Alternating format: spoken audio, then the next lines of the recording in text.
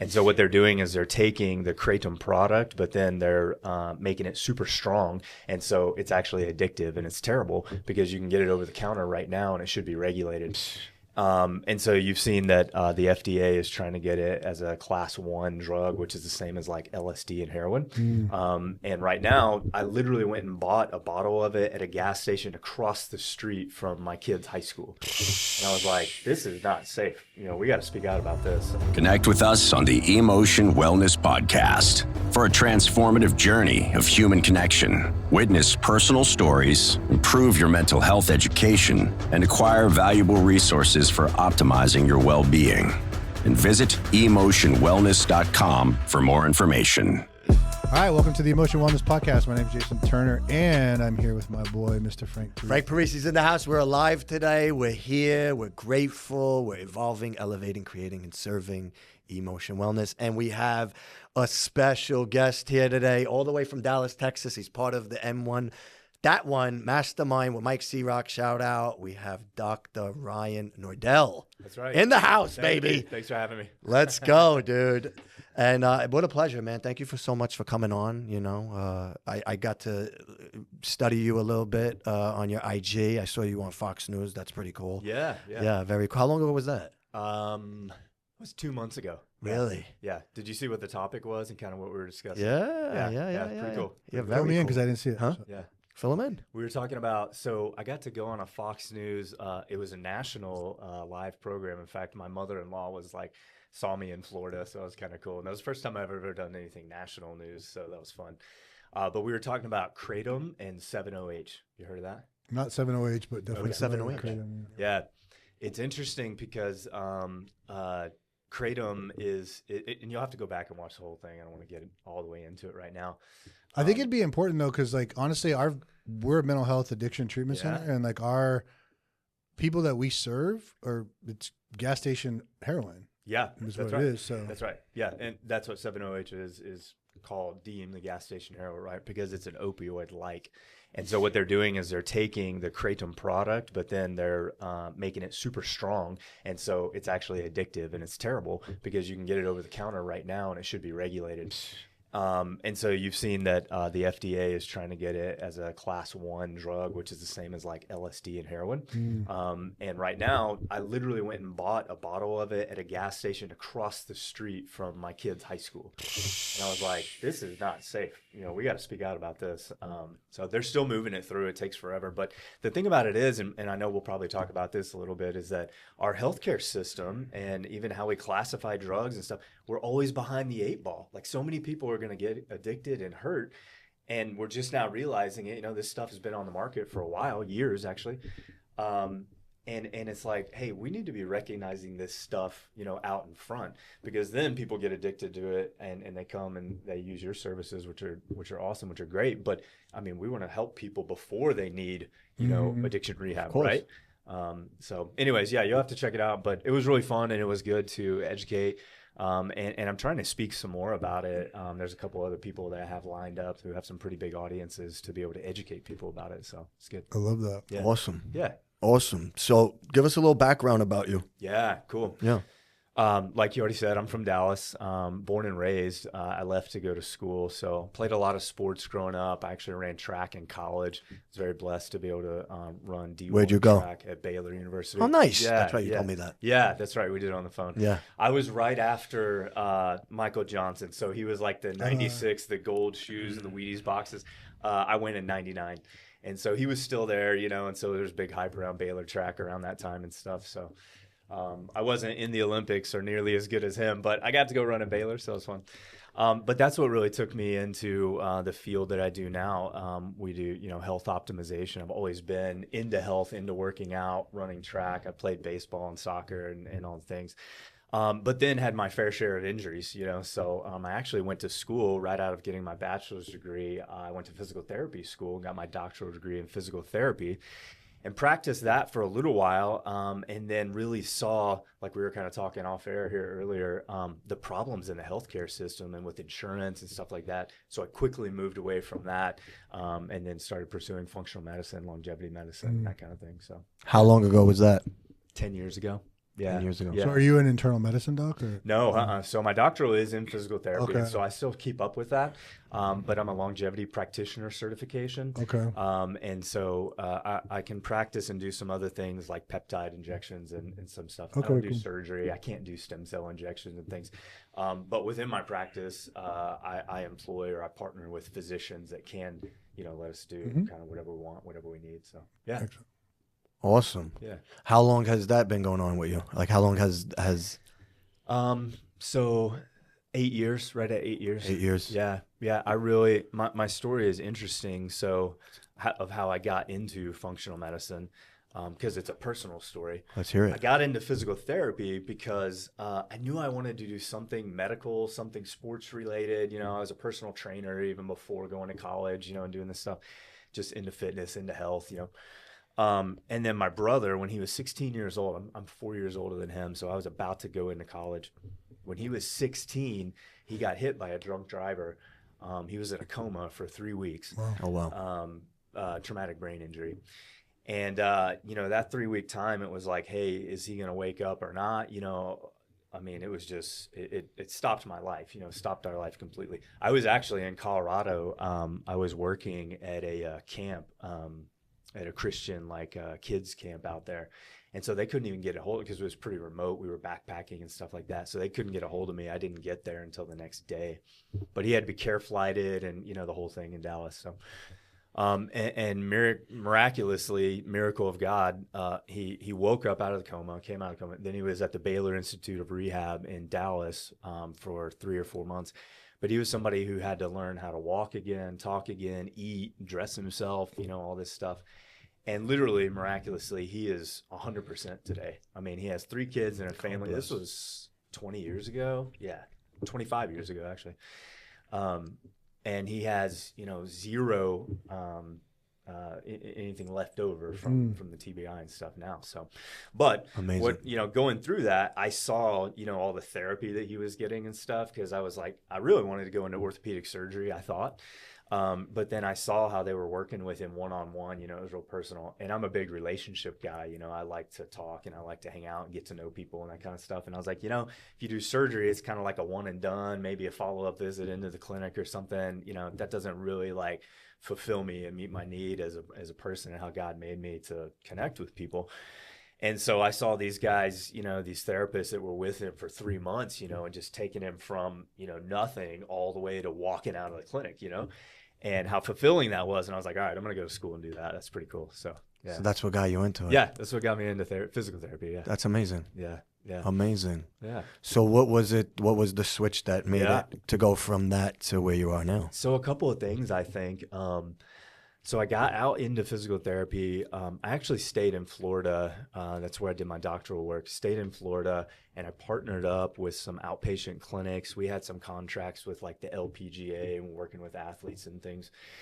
And they were going to open a brand new clinic. And you guys know the professional baseball player from back in the 90s, Barry Larkin. Yeah, I remember him. Yeah. Reds. Yep, that's right. Mm-hmm. He had retired. He was opening a clinic, a baseball academy, and he wanted to have a physical therapy clinic kind of along with it. And so I was going to be running that clinic.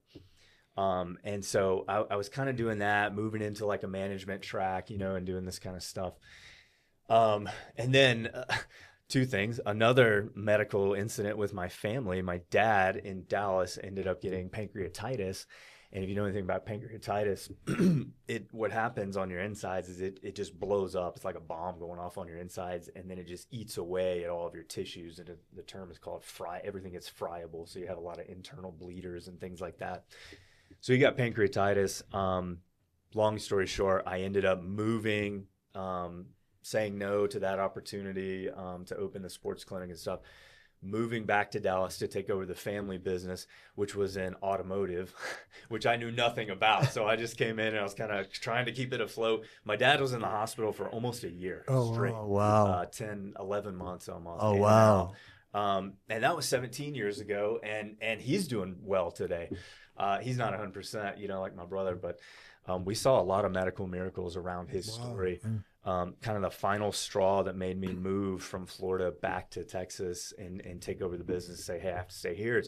I get a phone call. And my mom's like, hey, all the doctors are saying he's not going to make it through the night. Like, you just need to get here as fast as you can. They're taking it. They're weaning him off all his pain medication and stuff so he can say goodbye, to the family. And, I got there and we did that and stuff. Well, then he made it through the night. And then the doctors were like, all right, well, we got to go in and try to, stop the bleeding, whatever we can. They go in surgically and it's like, hey, this is a miracle. Yesterday, nothing would hold a stitch. Today, we're able to stop the bleeding and stuff and then, start the recovery process. He has TPN, IV nutrition. Now he's been on that for 17 years. And so he's still very medically fragile, got a lot of things going on. But that's what took me back to Dallas. That was kind of a sidestep into, that didn't get me into functional medicine, but that took me location to Dallas. Then personally, I started dealing with what I thought was ulcerative colitis, and I got diagnosed with ulcerative colitis. And remind you, I'm still in the traditional medicine track. We're in the hospital and around that with my dad and my brother and all that stuff. So I'm just going to gastroenterologists. I'm having all this testing done. They start putting me on just medication after medication. Prednisone. Dude, my face was just blown up. My gut, from being on high doses of prednisone. And I was like, well, something else happened around that time too. At the same time, with the move and location and everything, my insurance was getting dropped because my dad was just a family business, this kind of thing. So there was a lot of weird stuff going on, for us financially. And so my health insurance was getting dropped. And to be on that medication, it was going to be a couple $1,000s a month. And I was just like, man, something's got to give, I don't know. And so my wife and I, we just really started praying about it. And we were like, we can't really afford this right now. We got a lot going on. Let's stop doing the medication. Let's start looking at gut health stuff. And so that's what we started looking at. Found out, again, long story short, but found out I was misdiagnosed, didn't have ulcerative colitis. It was just gut health issue, gut biome stuff. So got all that cleaned up, got my diet cleaned up, even more, I probably had. How'd you find that out? Going to some functional medicine guys. Yeah. Doing some stool testing and things like that. All the stuff that you don't do in traditional medicine. When you go down the insurance route, it's just, hey, let's do this test. Man, I was so far along, the medications weren't working. They were talking about doing a colon resection and having a colostomy bag. I'm 33 years old at this time, and I'm like, you guys are telling me we're going to have to do surgery and cut out the lower half of my colon and I'm going to have a poop bag, at 33 years old? I mean, I was like, this doesn't sound, and so that was really, that scarred me a lot. I was just like, how many other people had that surgery in their 30s, or how many other people were misdiagnosed with whatever? And so that's when I started going back to school and getting educated and saying, hey, with the background that I have in sports and physical therapy, that kind of stuff, let me move more, kind of this direction.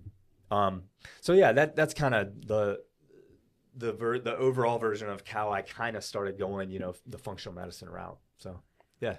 I love what, so we had a guest previously and then we were talking about the joy of doing podcasts because you really get to like meet people, know their story, and your story is very similar in regards to why people end up doing the thing that they do. It's just the response to crisis. It's a response to, or a call to action, right? It's like, I don't like this. I want to change it. And I love that as a motive versus like, oh, I'm going to go do this because it's going to make me a ton of money, or I'm going to, and not that I don't vilify that. I think that's those are great things and everybody needs to pursue that if they want and has the freedom to do it. But the idea that like the thing that shows up first, it's like when you're looking at ingredients, what's the first ingredient, right? It's like the thing that shows up first is like, I just wanted to make a difference. I wanted to be, Yeah. Right on. Well, and that's huge because, and I'm sure we'll get to kind of what I'm doing now. But my two partners are the same way. And I love your partner, by the way. John. Yeah, he's Dr. coming King. on. You'll love him, dude. What a story, this guy. Forgot about it. Yeah. Oh, forgot about it. Yeah. He's awesome. He's right up your alley, man. Without a doubt. This guy. Wait till you get him on. Oh, bro. Yeah. Forgot about it. What a godsend for us to be partners and stuff. That's a cool story in itself as well. But like sees like, in that industry and stuff too. I mean, you can see the people, and again, I mean, we do well in our practice. We're all providing for our families and making money and things, but at the end of the day, to start it, it's like, yeah, I want to help people. And that's what the new venture that we're doing now is like, hey, how can we help more people? And we're developing an app and we're doing all this stuff that, you know, we'll get into. But yeah, you're right on. Yeah, 100%. Well, let's hear a little bit about what's going on now with you. Yeah, I would like to dive into that. So let's start because everything is a culmination to where course you are now, right? Absolutely. You know? Yes. So I still had like maybe it was just some skills in this area, you know, running my dad's company for a little while. I learned, you know, from the School of Hard Knocks on how to manage and operate and finance, you know. So I actually didn't go straight into functional medicine. I worked for some big hospital groups and I was running their outpatient centers for a while, building some clinics from the ground up. I really went the operational route. So, you know, I was vice president of operations for a huge hospital group in Dallas for a little while. But specializing in their outpatient division and stuff. And so, you know, I was running crunching numbers and doing that kind of stuff. It was not fulfilling. And I had this underlying thing of like, hey, this is going on with me. It was all kind of happening like at the same time, right? And so, but that gave me a really good business sense, you know, and I'm thankful that I went through that and learned what I did and got the connections that I got, you know, around that stuff and everything. So I went from operations and running that stuff to saying, you know what, all I'm doing is pushing numbers. I'm not really helping people. I didn't feel like I was helping people. You know, I went into the medical field because I saw how my brother was helped. I started looking at functional medicine because I wanted to help myself, you know, and saw how the system was treating me. So I cold turkey stopped and I started seeing, well, not cold turkey. I started seeing some clients privately on the side, dabbling in functional medicine, dabbling in physical therapy, exercise, all this stuff. But then I kind of just cut off the operations job and opened the company that I've had now for 9 or 10 years called Orthopedic and Fitness Solutions. And what that company was and what it evolved to was just seeing people one-on-one, concierge care via telehealth or in person. And it was really a hybrid of physical therapy, functional medicine type stuff, you know, doing some light lab work stuff, looking at peptides, but really just spending a lot of time with somebody and saying, hey, how can I help you with everything that I know? How can I help you? Let me come to your house and sit down in your living room with you and see how I can help you. And I was very blessed in that venture. That company is still running today, and it does some different things. And I still see patients privately, but I got to be able to see some celebrities and work with professional athletes. I started getting a lot of clients in Los Angeles through some connections that way, and that was really cool. And I think what was really successful and what worked for that was that real genuine, just literally saying, hey, I'm going to come to your office or come to your home. You know, it's a way different model than saying, find out when I'm available in the clinic and then I'll pop in a room with you for 20 minutes and then, you know, on to the next patient or something. And that resonates with people. You know, I think they can tell when you're sincere. They can tell when you're really trying to do everything you can to help them, whether that's in, you know, whatever my skill set is or whatever your skill set is, working with trauma or PTSD or sobriety or whatever it is. People latch on to that. And so that was very fulfilling for me, helping people in that manner. It was very lucrative because of, you know, the audience that I was with and the connections that I had. And that was really cool. And then that started branching out. So Orthopedic and Fitness Solutions, I started partnering with some longevity physicians and kind of bringing on more staff. We're really heavy in Dallas still. So we have concierge mobile phlebotomists that go, you know, to your home or office, whatever, and do your blood work for you and that kind of stuff. And so that was that one. Then I formed a company called Elite Care Concierge, which was kind of a spinoff of Orthopedic and Fitness Solutions, but it was just with some new partners and kind of had some different goals. And then now that company is still running, and it lives inside of this company called Mana Life. And that's the company that I'm with Dr. King and then another guy named Dr. Turner. And Dr. King, his story is incredible, man. And gosh, he reaches so many people. But basically he works with a lot of veterans, a lot of PTSD. He does, he calls it biohacking trauma. And that came out of his own story and his own just dabbling and trying to figure out how can I help myself. And now he's helping, you know, hundreds of thousands of people doing things he does. And then Dr. Turner, my other partner, his story is wild too and awesome. He's a Stanford undergrad, Harvard Medical School, Mayo Clinic residency guy, you know, so traditional medicine trained to the highest degree, you know, in our country. But they left that and said, this isn't working. I got to do functional medicine stuff. Yeah, I love that.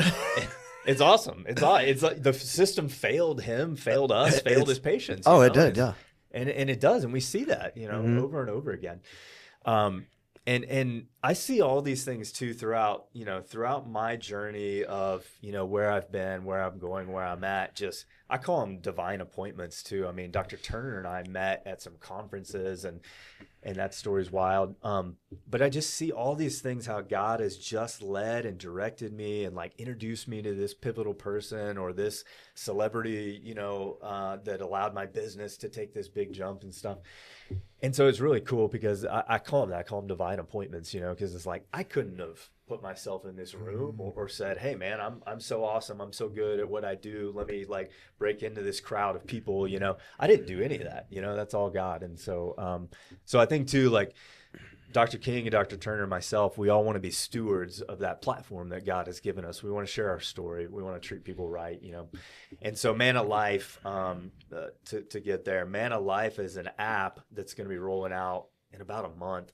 But what it does is it gives access to all of this high level information, you know. So we're charging clients $30,000, $50,000 on an annual program. The app gives you access at like a $9.99 a month to have the protocols, have, you know, some Q&A times through forums and things like that. But the tagline for the app is that we want to be the number one health and wellness, the number one faith-based health and wellness destination in the world, so that people can come on and get, you know, mental health awareness or whatever, all the things that we do. And the other idea behind that too is for us to partner with people. And so we'll be the three main doctors that are, you know, doing patient care within that app and providing information. But we want to partner with people like you guys and tap into your expertise and give that to our audience, you know, and partner with, you know, anybody that God brings in our path and aligns us with and has the same heart and the same vision. That's what we're going to do. I love that. That's what we're up to. Yeah. I love that. Yeah. That's phenomenal, brother. Thanks. Yeah. It's cool. How long has the company been that you guys formed that? Yeah. So Dr. Turner had the concept of Manna. So he operates in private care as well, just as a physician. He's actually out of Washington State, but he does telemedicine. So he sees people all over the country, all over the world. I had been doing that. Dr. King had been doing that. He had this idea and this vision for, he was calling it Manna at that time. And he had actually trademarked it already and had this stuff, but he hadn't been able to give it wings, you know, and take it off the ground. So when the three of us got together and he was sharing that concept, we were just like, bro, like we have to do that. You know, we changed it to Manna Life and tweaked it a lot. We've been working together on that project for about 9 months. Okay. So kind of at the start of the year, this year, 2025.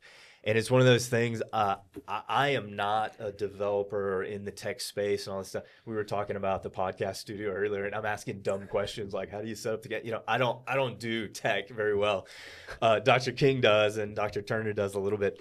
That's been the biggest struggle. It's like, man, let's just get this app going. You need like a 16-year-old is what you need. You do, yeah. Really? I need to employ my kids. Seriously, dude. Just turn it over to a kid, man. They'll just like they're born with it. You're right. They are.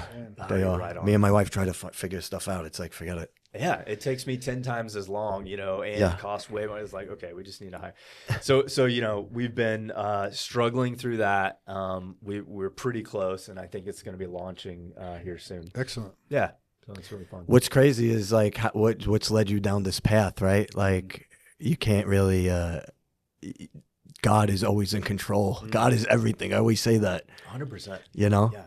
Nothing happens by accident. You know, you shared your story with me, which is incredible. You know, but if you're paying attention to it, and if you're not just rolling through life and saying, you know, man, the universe put or whatever, it's like, no, man, God put me in this position to have, you know, this conversation that we're having right now, you know, and the hope and the goal is for all of this stuff is it's like, this is going to resonate with somebody, you know, or there's going to be a young entrepreneur out there who's where I was 15 years ago. And they're going to say, dang, man, Dr. Nordell switched from physical therapy to this functional longevity. I want to do that. I want to help people, and then I'll be able to help them, you know, or whatever. And that's Yeah, you have to look at it through that lens, I think, and say, man, these are God ordained appointments. God put me in this path and created my journey with his hand on me, no matter what it is. And, like your story going through, in the moment, all of those things are terrible. I'm getting a phone call, hey, your brother's being care flighted. He's in a coma. That's awful. But there's been so many amazing things that have come out of that. From it. We were just talking about that. Yeah. Mm-hmm. I mean, so there's always, and the cliche thing is there's always a silver lining. Well, I think that there's always a God-ordained purpose for everything that we do, good, bad, but especially in those hard times, because sometimes when you're rock bottom, it makes you look up, and you're like, all right, Lord, I give God, I want to do, whatever it is on your path. And that's big for me. 100%. Me too. Yeah. Complete surrender. Show me the path. Yeah. All the way. All the way. Amazing. And honestly, we were just talking about this, only in pain is where we get to grow, where we get to gain more perspective through the hardest of times in life. That's where we get to have the most perspective and growth if we're not victims. Yeah. If we don't have the victim mentality. You're right. Because the victim mentality will kill us. That's so biblical too, because you can look at tons of examples through the Bible that talk about how God was helping this person when they were, at their lowest. And so something about, the sin nature in us, it's like we want to do things our own way. We want to strive and push. And I mean, and I go through this myself, I want to say like, hey, I'm seeing these patients in Hollywood. Oh, I'm so good, and I want to prop myself up. And then I got to remember like, no, it's not me, it's God. You're the vessel. So, yeah, we're all the vessel. Exactly. Don't take credit for nothing. Yeah. That's what I've learned. I take credit for nothing. Right. Yeah. I remember coming out of the heart transplant and I was just grateful. Yeah. For life. Mm-hmm. Yeah. Yeah, man. That's good stuff. Yeah. So yeah, God is good, man. God is great. Amen. Yeah. So what else do you have going in the horizon? Yeah. So, we're pressing. I think it's interesting. I love the field that I'm in because it's growing so much. I mean, it's a huge industry. Yeah, and in the information age that we're in, I mean, there's constantly new things that are happening and new. There's a company actually out of Dallas that just came out with a new regenerative medicine product. It's called PDPC, placenta-derived protein complex. And I had an injection in my shoulder. I actually tore my rotator cuff and my labrum. I was in a bad car accident, not a coma like my brother, thankfully. But I drive, I'm kicked back, and I had my left hand up on the wheel, and just out of nowhere, a guy ran a red light and hits me. And my seatbelt stopped, and my shoulder just went that way. So it tore my labrum, tore my rotator cuff, and all this stuff. I mean, I do peptides. I'm lasering it, doing all the stuff that I would do on a patient myself. So I got it pretty good. But through some connections and a physician that I work with, he's like, hey, you got to try this new product. And so I had a couple of injections, and it's awesome. I was actually talking to my wife whenever I was driving down to Austin. That used to be the worst thing for me is driving, because I'd put my hand up like this and lock that shoulder. And, doing a 3-hour drive from Dallas down to here, I would be just killing, and have to do some laser, whatever. And today when I drove down, it wouldn't hurt. It's good. And I was like, oh man, that stuff's really working. But being in that field of longevity, functional medicine, gosh, there's so many things that are just cutting edge. And in our practice, we say we're not cutting edge, we're leading edge, because cutting edge means there's some, we want to have a little bit of science behind stuff. We want to see that there's a little bit of proof, because there's some stuff that's really far out there, that may not be 100% safe yet. So we say we're leading edge in our practice. But it's an exponential growth, man. I mean, there's new things, there's new products, there's new ways to do things to help people. And that's what we like doing. And then, like we were talking offline as well, COVID really was interesting, because what I saw out of that within my business and within telemedicine, and this idea of like having a Zoom call, with your doctor and getting healthcare advice. So many people, we call it body sovereignty. So many people started really thinking about with the COVID vaccine. It was like, all right, you want me to do what? And I don't know where you stand with COVID injections, whatever, but I'm against it. It definitely killed my Total heart. bullshit. 100%. It killed my heart. Yeah. That's what gave me a heart Oh, transplant. really? Oh, wow. I mean, there's no explanation. I Yeah. even talked to my doctor about it on Tuesday. I was like, Yeah. there's no way that. Well, they just came out with an article right now where they're like, the scientists finally admit that the my vaccine was ineffective. You Yeah, it's think? crazy. You know what I mean? Because there's no explanation of why I had the heart transplant. They Yeah. still don't know why. I mean, I think it's all spiritual, and my story is generational trauma and drug addiction, and the injection was like the last thing. straw. Yeah. Yeah. Yeah. But definitely. Well, Dr. Turner actually, his story is cool because he was, like I said, traditional medicine trained, but then during COVID, he was actually giving the COVID vaccination because he was in traditional medicine, trained. And then all of a sudden he was like, time out. What is this doing to my patients? What is this doing to? So he started researching hardcore, and he started prescribing ivermectin and supplements and stuff. Well, he actually found himself in a lawsuit from the state of Washington. They're saying, hey, cease and desist. You have to give the COVID injection. And he's like, no, like, I'm not going to. I mean, that's hurting people. I know what I can do to help people. And that was, kind of his, one of his big Do things. no harm. Yeah, exactly. Right. It's the medical. I mean, like they Wild. saved my life with the heart transplant, but they also killed me with the vaccine. Yeah. Oh my gosh. And that's a lot of the medical profession. How about the fact that I went to 2 specialists and 2 primary cares, and they all misdiagnosed me? Yeah. Then I went to the hospital, and they messed my arm up. Golly. And then they still misdiagnosed me. They were treating me for sepsis. Yeah. 17 liters of fluid. Man. Yeah. So he decides to basically tell the state of Washington, go fuck yourself, or Yeah. Okay. Yeah. Yeah. He ended I up. love that. Like, there's so much pressure on people, and like what that might mean for you professionally, and Yeah. like Oh, yeah. I mean, he was in litigation with it, but it really, and again, I mean, it's God directing our path. That's helping our business. Now, he ended up writing some white papers, being on the news, getting interviewed from Maha here in Austin, or we're in San Antonio, but Make America Healthy movement again. He was interviewed with them, and so put him on this platform and this stage. So now he's got a lot of followers and an audience and stuff, and that's opening the door for Man of Life, and for what we're doing now. So, yeah, I mean, so I think we were kind of talking about functional medicine and longevity, and why we're different, why that's exciting to me, leaving traditional medicine and all that kind of stuff is kind of the overarching thing about what we're doing, in our practice now. So Yeah. well, you were starting to say that it opened the door for people's body sovereignty. So it was like during COVID. Yeah, you're right. And I just feel like that in combination with the last couple of years, it seems to be fast tracked in the last 24 months, but there seems to be an awakening around how much bullshit we've been fed.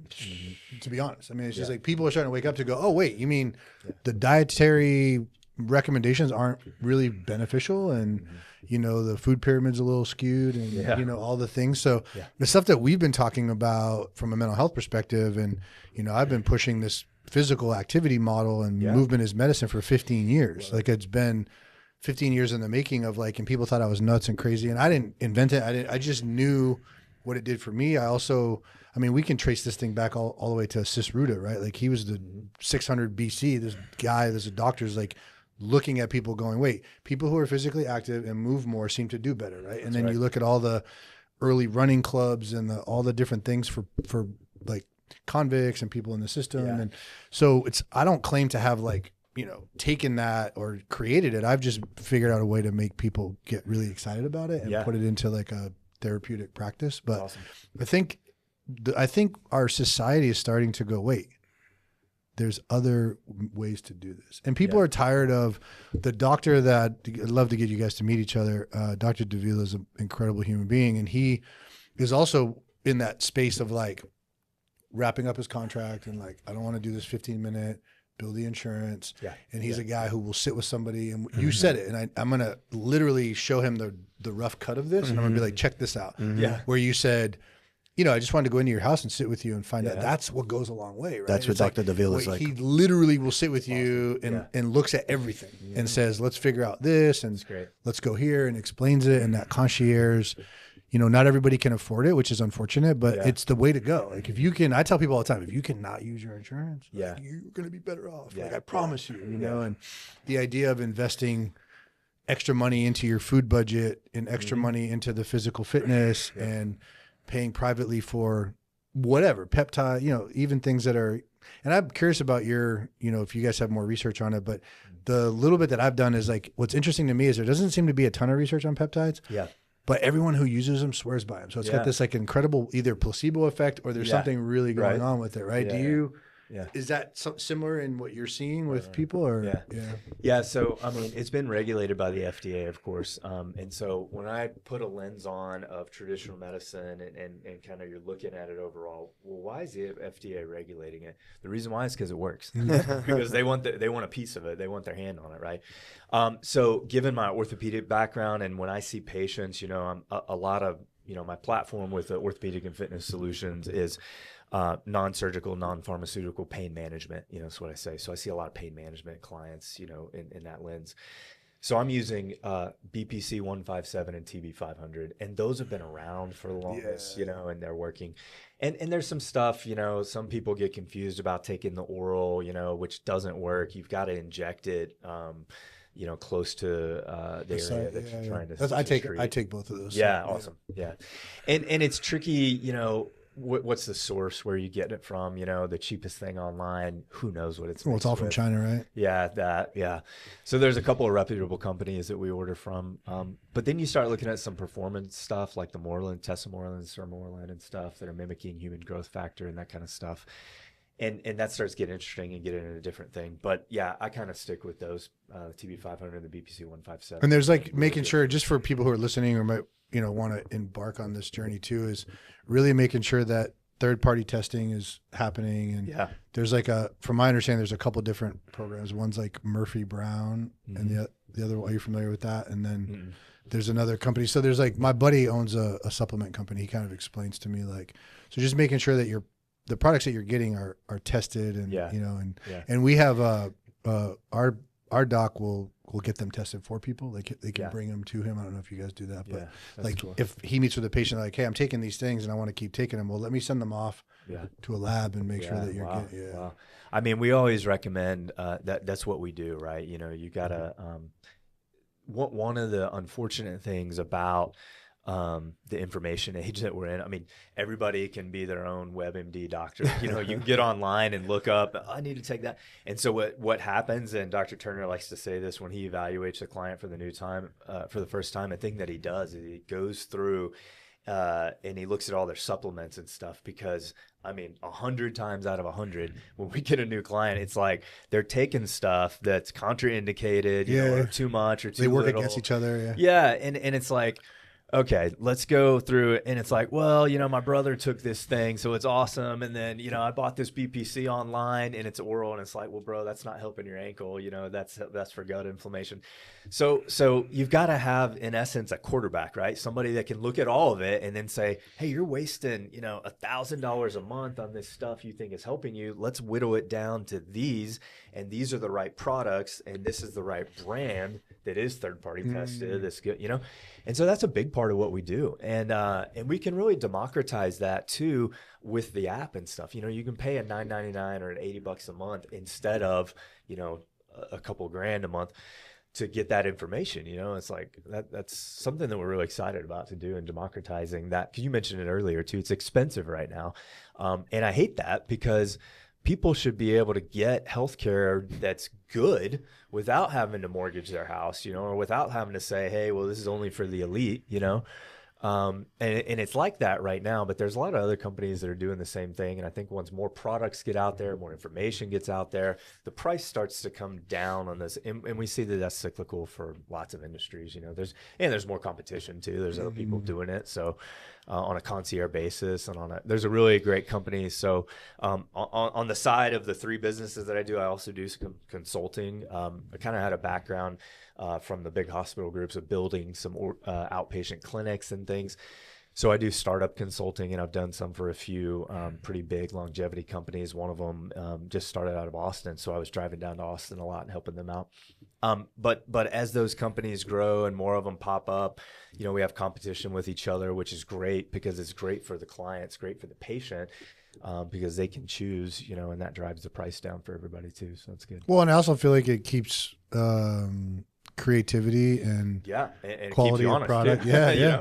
Because you really need to be sharp, it's like in order to stand out. So. And I really do feel like when we finally figure it out, right? Here's what, and I don't know what your thoughts are on this. I got a lot of thoughts about healthcare, and I'll keep my mouth shut for the most part. But when we finally get to a place where like you get paid for your client being well versus your client being sick, that will change. That's the thing, right? Yeah. We don't want to change that. We're not ready to change that.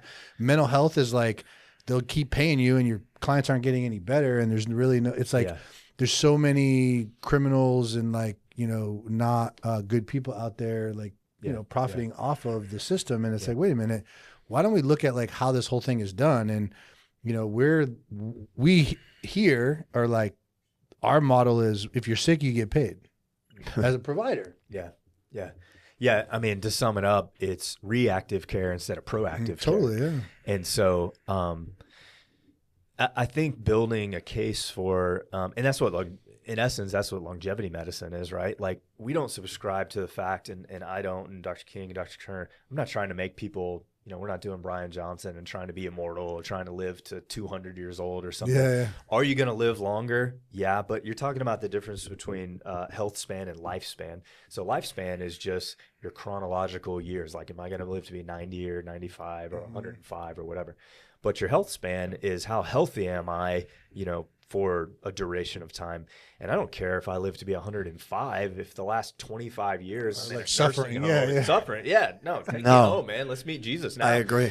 But I want my health span. I want to be as healthy as I can for as long as I can. Yes. And that requires proactive care. Because if we wait until I'm sick or I wait till this thing hurts or whatever, then it's not too late, but you're losing a lot of years. And so that's one of the first things that we talk to all of our clients about. It's like, look, these are the goals that we want to have for you, is to be able to play with your grandkids and like get up and down from the floor at 85, 90 years old instead of having to sit in a chair, watching them play or something. That's the goal. That's what I want to be able to do. That's what I want my clients to be able to do. And the reason why it works really well, so Dr. Turner coined what he calls the 12 pillars of health, and that's within our longevity program. And what he did was he sat down and he was like, if I was going to build a program, what all would it encompass? And he was writing, mental health and physical health and diet and, heart health and cancer screenings and like all these things that we need to look at. And when he got done with it, he was like, there's 12 of them. There's 12 months in the year. This is a cool annual program. And so that's what it is. But within the 12 pillars of health, one of the very first things, and like you were just hitting on movement is medicine stuff, we know that we need to have a healthy heart. And so we can start talking about your VO2 max and your cardiovascular health. And we can prescribe and say, hey, you got to hit zone 2, for this many minutes and this many times a week. And then you need to hit zone 5 because it exercises your heart and your blood vessels in this way and all that stuff. Well, if somebody has a knee problem, and they can't go get on a bike or a treadmill or whatever. So I like to say within our practice that my portion is the most important piece of it. They would argue against it, say, whatever. But it's like, hey, you got to be able to move. You just said it. Movement's medicine. So I got to, come in and help my shoulder, help my knee, help my back, feel better so that I can do these longevity things that I want and I need to do. And they all work together too. One is not more important than the other one. Because unfortunately you're only strong as your weakest link, right? So if you've got a heart problem or you've got a cardiovascular, problem or whatever it is, you have kidney problem, thyroid, something, then that could take you out, right? So you have to look at it on a whole body, whole person perspective as well. So we've just seen, and I've seen in particular, like so many people come. We have a couple of patients right now that are, one of the reasons Doc Davila has been so helpful is, as an outpatient mental health clinic, most places don't have a standalone. There's, I don't know anyone in San Antonio who has an internal medicine doc that their patients have access to because it's too expensive. Like, if I had to put him on payroll, I couldn't afford it, right? He's just willing to help out. And awesome. So when I look at like some of our more complex patients who have you know, we're unique in the sense, and I love this about us, is I had a meeting with a patient's PT clinic before she started mental health because they were concerned about her physical activity in our program. And so we got to talk a lot about what she was going to be doing and how we were going to work that and how we were going to, and I don't want to get into all her stuff, but she has quite a few things going on. And it was like, it was the first time where I was like, oh, damn, these two agencies actually want to, we're meeting for the benefit of this patient, right? It was so awesome because the fact that they took the time out of their day to do it, I took my time out of the day. And then she just told me the other day that she said, you know, my PT clinic said, you need to stop coming here because whatever you're doing over there, it's like, nice. That's like it was one of those nuggets of not to like look at us, but it's one of those things where that's what we're after is like, if we can start to work together and she doesn't, you know, it's like we can get rid of medications, we can get rid of an extra appointment, and now she's getting her needs met through, you know, the process that we're doing. It feels really good to have that be a part of. So I've got to see her totally change a lot of her physical ailments just by moving. You know? Yeah, that's awesome. It's funny because in the insurance world, they call that coordination of care. So like you're supposed to have like interdisciplinary meetings. And when you're working in the insurance world, that's like a beat down, you know, and you're like, oh, we have to do this because Medicare is like, but they're not trying to help the patient. They're trying to check the box, you know, that's so that you can get paid by insurance. That's it. And they're both fighting for the payment. Yeah, right? It's all about the money. Yes. And so when it's organic like that, and that's the other thing too about like building a business, you know, let's talk about like, you know, marketing strategies and like put our business hat on for a second to be successful. But when you're doing it like that, then what does that lady want to do? She wants to go tell everybody, her friends, that her mom. I've been telling people, dude, it's like, that's business model. Yeah. Like, people thought I was nuts to put all the money into like our, you know, the saunas and the going above the service. And, you know, I'm a big fan of the book Go Giver. And like, I just am like, dude, if I'm always over the top with the service and my heart is pure and I'm after this thing, it's going to work. Like it's the best business model, right? Yeah. Is to like take care of your fucking people because they're the number one. Yeah. We just started advertising. It's been 2 years. Literally spent almost $0 on traditional advertising. And we're now spending the money and we're pretty full, but now's that we're trying to expand. So now we're trying to, but it's word of mouth. Like we literally basically built our mental health model on word of mouth, and my being in the field. I think I had been in town long enough that people knew who I was and that kind of thing. But totally speaking your language, man. Like it's about serving the people and doing what's right. And that's where people go wrong, where it's like, well, you know, venture capitalist comes in, looks at your model and says, well, if we take this 45 minutes extra that Dr. Nordell is spending with this patient and we move it to 15 minutes, we can fit 5 more people in there. And then that, and what they don't realize is that you get 5 more people, but you lose another 10. Yeah. Yeah. You know, so orthopedic and fitness solutions. Yeah. I spent, well, because I didn't have it, but I spent zero money on ads or marketing or like traditional stuff because I just started with a heart that was like, yeah, let me just do the best thing for this guy. And then, you know, I would see his wife and then they would say, you know, and so it just grows organically, like you just said, like, because you're coming at it from a heart that wants to serve and give, you know, and you genuinely want to help people. And now, you're solving a problem, a real problem. That's right. Yeah. Yeah. What's going on with you? How can I help? You know, instead of this is what insurance lets me do, you know, let me fit this into a billable code. That's what happens. Yeah. And it's trash. Yeah. Well, I wonder how many people you worked with who like the traditional model failed, right? So when you look at like, how are you going to succeed, solve the issue, do it better than anybody else, and you can't fail. Yeah. Yeah. You know? Yeah. And I think that's most patients, you know, unfortunately, I mean, like we just said, you know, traditional medicine is reactive. And so patients go into it after they already have something, you know, that's going on. And when we can get a patient or we can get somebody that we're even lightly talking about what should you do for longevity, like a longevity mindset or a healthy mindset, and like making these small changes before I have this big diagnosis, before I have this big problem, then that's a big thing. But yeah, going and saying, you know, or in orthopedics, you know, in my field, it's like, that's why my platform was non-surgical, non-pharmaceutical pain management, because I saw time and time again, people would go have surgery for this thing because they thought that would fix it, and it didn't. It made it worse, or it didn't help it, you know, and then they spent all this time, all this money, all this pain, you know, with that. And then what happens too? They start popping pills. You Yep. know? And then that gets into your world of people getting addicted to opioids and stuff like that. So it was like, no, let's do some natural stuff. Let's move. I mean, let's just move. Even as early as, even in the 90s and stuff, when I was a kid, we used to, whenever you had a broken wrist or what, anything, it's like you put it in a cast, boom, let it sit there for 12 weeks or whatever. Well, now we know that's not it. You got to be moving, and because of inflammatory cytokines and all the healthy things that are happening, because movement is medicine. And we're beginning to understand that, know that more, and more practitioners are starting to practice in that way, and that's what helps people. Yeah, absolutely. So, Totally agree with you. Love it. Yeah. I love that. I love it. Do you love it? I love it. Cool. I love the work that we all do, though. That's what I really love. No. We're doing good work in the world. You're doing really good work in the And world. you probably you guys experienced are. this as well, where I felt so restricted. That's what I talked to Dr. Davila about. He just feels like, he's like, man, I work all week and I put in part-time on this thing. And he's like, and I'm doesn't matter how tired I am. I want to be here because, I just remember being in a system where I couldn't do it the way I wanted to. And I still have to play within the grounds of managed care, but I've said it's chess. We're going to figure it out. So I figured out how to do it differently by playing their game. I'm like, you gave me the rules. Yeah. I took them, and like, we're playing the game and people are getting better. But when I worked for other people who weren't willing to do it that way, it was painful.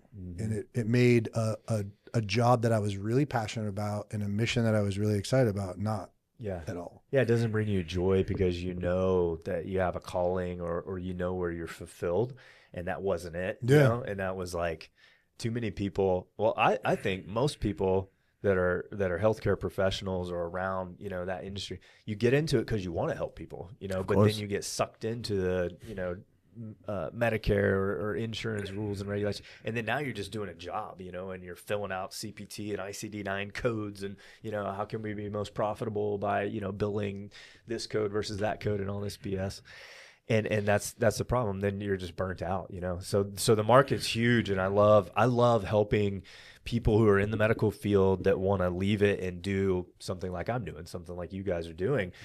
Because sometimes just a phone call, talking to somebody is like, man, you can do it. Because they're miserable. They're burnt out. They're not helping people like they thought they wanted to. They got all these school loans and they said, that's worth it because I'm going to go help people. And then they're not helping people. And so, because somebody did that for me, right? I had some mentors and some people who were already, outside and doing cash practices and stuff that, didn't take me on for a year and do this real formal coaching thing or anything like that right off the bat. But they were just like, dude, like, you're going to be fulfilled if you just do this. Just have faith that, again, God's going to give you those divine appointments. God's going to align you. He's going to bring you patience, and all this kind of stuff. So that's where you get fulfilled, and that's where you have joy. 100%. Yeah. 100%. That's good. Yeah. I love it. Yep. Well, what's next for you in your practice and you in your life? Yeah. So we've got the app coming up with Man of Life, and that's taking a lot of time and energy right now.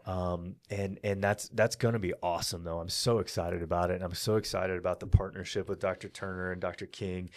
And the model really is cool because it lends itself, like we said, to democratizing a lot of this information that you may or may not be able to get, or at least not get it in a reputable place. Like we said, I can Google and find, these protocols or whatever, but who knows who wrote that or how it looks for your body and that kind of stuff. And so you can have varying levels of that stuff. And we're all in on that right now. We're recording instructional videos and courses and things right now. We're figuring out the last portion of, how the app is going to look and the feel and all that stuff. But at the top end of that and that lives within that is that Elite Care Concierge, that company and that concept. So we still serve, higher end patients and stuff with real one-on-one in your home, fly to wherever you are in the country or the world to see you kind of thing, or you fly into town to see us kind of thing. So that's that's what we're doing, man. That's what we're doing right now, and I'm living life too. I mean, I've got 3 kids, and I have twin girls actually, and they're in high school. They're sophomores, and that's crazy, and it's flying by and all that. I was talking with you guys. I'm down here in Austin. They have a cross country meet tomorrow, And that's what I'm all about. I'm all in on the kids, and then my son's in 8th grade, and so I saw your son on the podcast. Yeah. Man, it's so great. That's so cool. That for a lot of reasons, man. Just watching that podcast and not even knowing you're an awesome dad, and you're bringing your son in here. Thank you. And you're teaching him too, man. You're teaching him how to have a voice for whatever he's gonna do in life, and that'll benefit. And it's just so cool because I love that. That's the win in life, dude. Man. More than anything else. It is. I won in life because I've been my son's 8, so the subconscious, it's been planted. Yeah. All of it, all the good of me and Kathy, and then even the hard of what he had to witness with me. Yeah. And the resilience. Like my mother was always like shelter. And I lived in insanity. Like I grew up in insanity. But I don't believe in that. I think kids need to know what's going on. Like I talked to him about what just happened recently with, the politics. Yeah. I don't want to get into all that, but we have to talk to them. Yeah. Because this is the real world. Even though he's only 8, this is the real world, and this is what happened. It was so funny because we're super tight, and I think his wife Kat was at first a little apprehensive. To have him on. She was like, take care of my baby. So I love anytime someone reaches out and says, because I don't think of it this way, because I don't live in that. I'm just now getting used to this idea of like, oh, we help people. Like people are interested, because I don't think anybody ever watches the shows. Like, no, they do, dude. I do it because no, they actually do, bro. I get my DMs. Kat, she reached out to me and she was like, oh, I just wanted to thank you for how you handled Sonny and how it was. And it was out of all the things that people have said since I started Emotion, that was like the best. The best one. That's what because I knew what a mom. I knew how precious he is to her, and she was just like kind of a little. I said, "Don't worry, it's going to be great." She's coming on too. Yeah. Awesome. We got to get her on. That's cool. Well, and the thing that I love about that too is that it's countercultural, because, like you said, too many. We're growing up in a day and age where it's hard for men to be men. It's hard to learn from your parents or from a household, how we should act, how we should talk, how we should lead, how we should think about helping people. What's my bigger purpose in the world? How can I use my voice and the platform, And so just these aspirational things, and you're starting with your son at 5, 6, 7, 8 years old. My son's 13 right now. And, and actually too, I'll say this. So we were talking about Fox News earlier. I took my girls with me to the studio. Perfect. That was so cool. Yes, exposed them. To see Dad putting on stage makeup Dude, and have this big platform. And it's like, you can do hard things. You can do big things. Like the sky's the limit for you, They got to be exposed to it. They got to be exposed. Law of exposure. Yeah.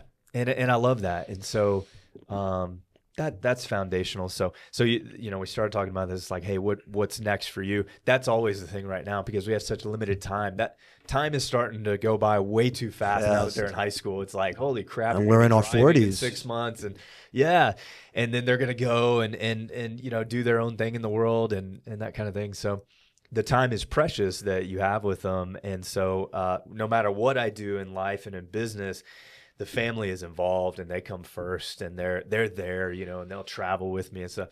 And so, that's how it goes. I'm like you, bro. I'm the same way. When I go speak or whatever, Jason comes, my son comes. That's right. It's so cool. It is. It's amazing. That's what life is, right? We become this so that they can become. Yeah, that's right. I want to keep helping people, and whatever, I've said this a couple of times, but it's divine appointments. And like, I think that there's so many Bible verses in scripture about this, that it's good for us to plan, God's given me a mind to like build business or look at things and be able to make it successful or whatever.